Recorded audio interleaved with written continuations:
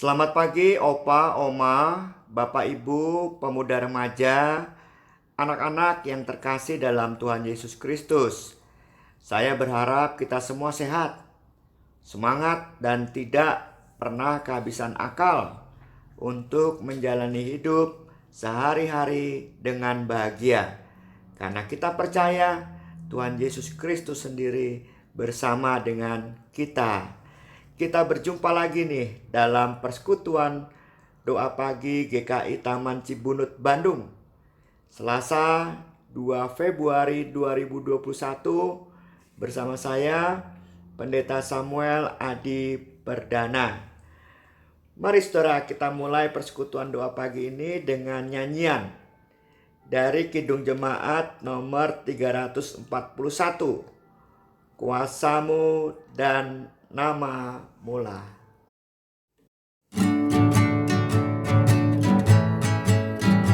Kuasamu dan nama mula hendak kami sembah, dan karena itu ya Tuhan kami takkan gentar, bagaikan padi segenggam mestilah busuk dipendam, supaya tumbuh dan segar di mana surya memekar.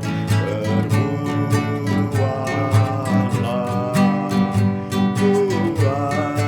buah pun besar,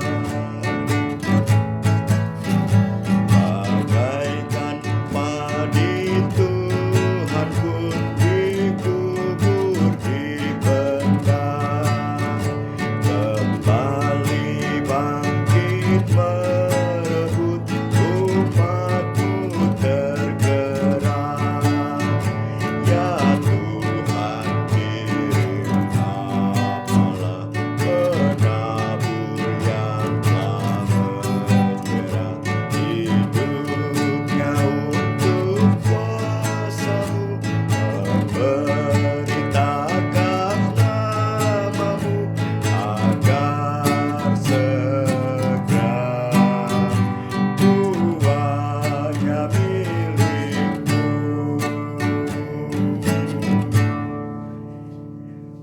Mari saudara, kita bersatu di dalam doa.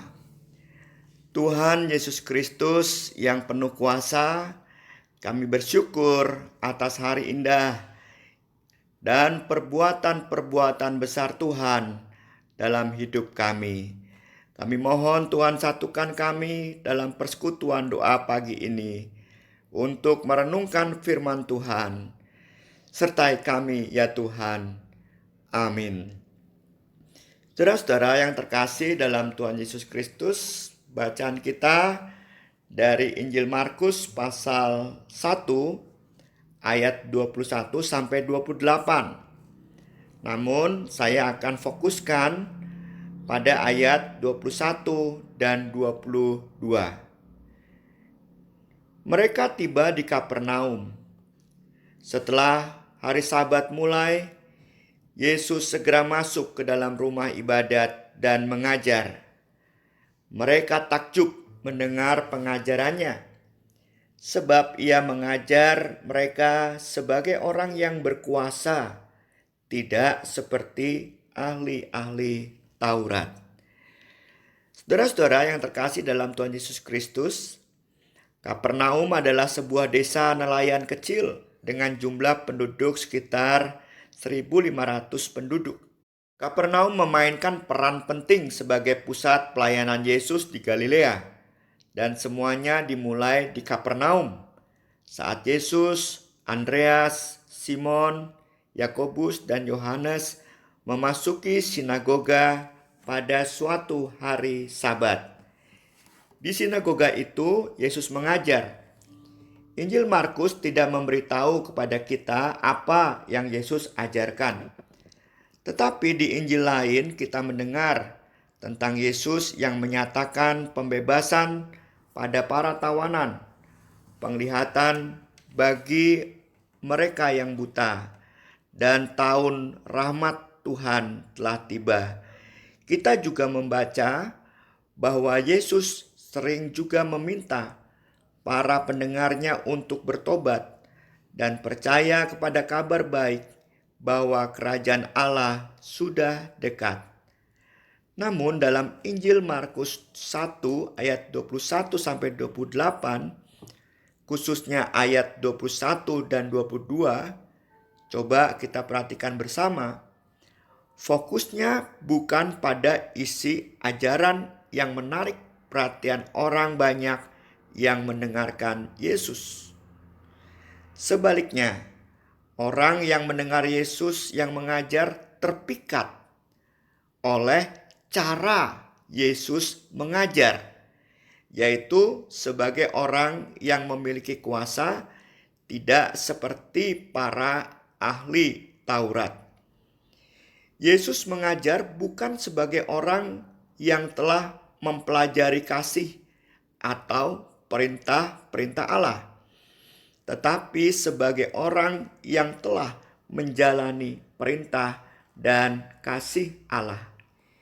Yesus tidak mengajar supaya orang tahu dan tunduk pada Taurat, tetapi Yesus memberitahu orang-orang bagaimana ia menjalani Taurat atau firman Allah dengan cara yang benar, yaitu dengan penuh kasih. Yesus mengajar sebagai orang yang sangat peduli dengan orang-orang yang mendengarkannya. Dia mengajar sebagai orang yang merasakan tanggung jawab untuk membantu orang lain memahami kasih Allah bagi mereka dan membantu mereka melihat bahwa cinta itu dimaksudkan untuk dibagikan. Kuasanya didasarkan pada belas kasihan, bukan kekuatan untuk menghafal Taurat. Didasarkan pada kasih karunia, bukan pada penghakiman. Didasarkan pada bela rasa, bukan penghukuman. Orang-orang yang mendengar Yesus mengajar tidak pernah mendengar kuasa mengajar seperti yang Yesus lakukan, yaitu dengan penuh kasih. Oleh sebab itu, tidak heran jika orang-orang yang mendengarkan Yesus mengajar di sinagoga itu tercengang atau takjub. Inilah tugas dasar para murid Yesus, saudara dan saya, ya kita semua. Diharapkan kita sebagai murid-murid Yesus mengalami kasih Tuhan, sehingga kita dapat berbagi kisah kasih Allah pada orang lain. Dan pada akhirnya orang lain dapat mengalaminya sendiri. Saudara-saudara yang terkasih dalam Tuhan Yesus Kristus, di hari-hari gelombang COVID yang tampaknya ini tidak pernah berakhir, kita butuh kesegenapan hati untuk mengetahui cara Tuhan bekerja di dunia di dalam Kristus melalui Roh Kudus.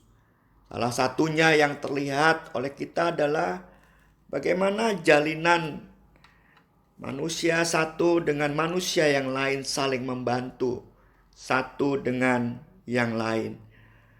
Dan juga adanya vaksin yang bisa mencegah COVID-19 sudah didistribusikan, terutama kepada para tenaga kesehatan, dan juga dibagikan ke daerah-daerah. Bisa jadi ini sebagai cara kerja Tuhan bagi Indonesia kita semua, bahkan juga bagi dunia. Kita perlu menyisihkan waktu lebih ekstra untuk bersyukur dan saling mendoakan. Kita perlu menyisihkan waktu dan milik kita untuk berbagi pada mereka yang susah. Kita sisihkan juga waktu untuk menyapa orang tua, mereka yang sakit dalam penjara dan kesepian. Mari saudara-saudara kita bersatu di dalam doa syafaat. Kita berdoa.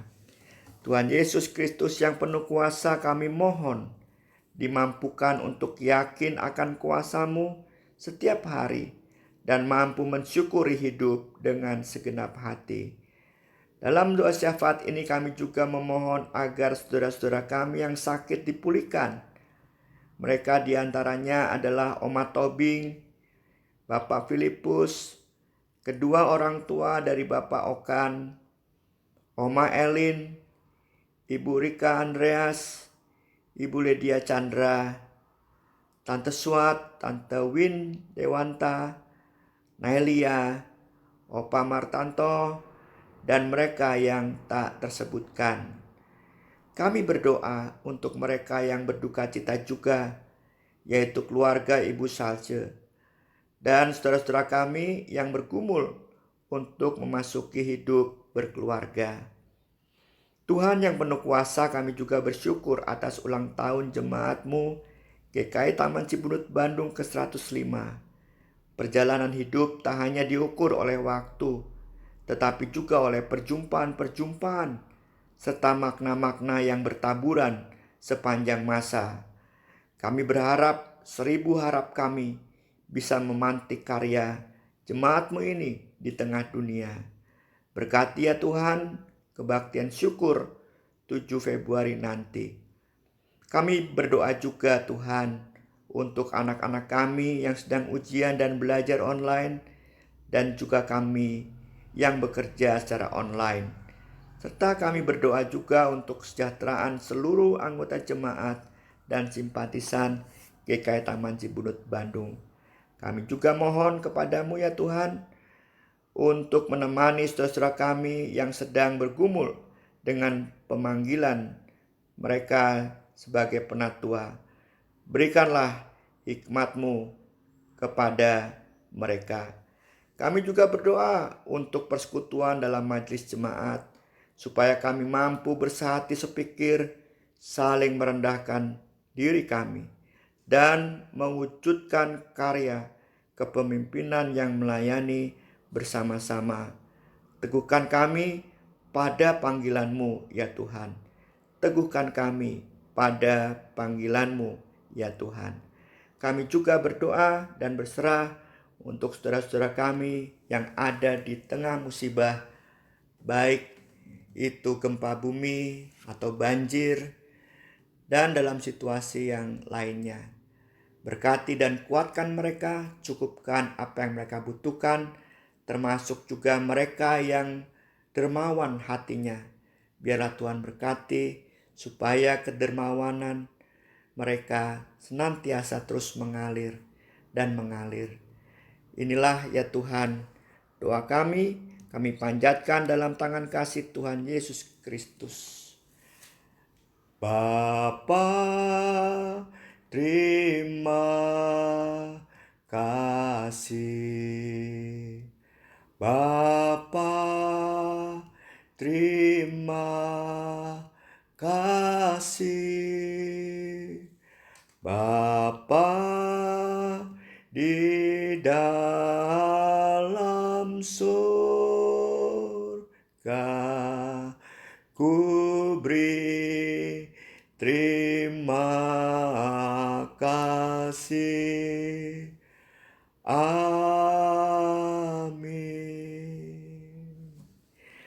Selamat pagi, selamat berkarya saudara. Tuhan memberkati kita semua. Amin.